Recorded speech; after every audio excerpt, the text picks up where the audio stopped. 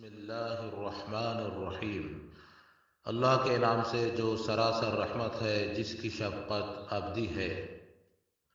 سورج گواہی دیتا ہے اور اس کا چڑھنا، اور چاند جب اس کے پیچھے آئے، اور دن جب اس کو روشن کرے، اور رات جب اس کو ڈھانپ لے، اور آسمان اور جیسا اسے بنایا، اور زمین اور جیسا اسے بچھایا، اور نفس اور جیسا اسے سنوارا، پھر اس کی بدی اور نیکی اسے سجھا دی کہ روز قیامت شدنی ہے، اس لیے فلاح پا گیا وہ جس نے نفس کا تزکیہ کیا، اور نامراد ہوا وہ جس نے اسے آلودہ کر ڈالا۔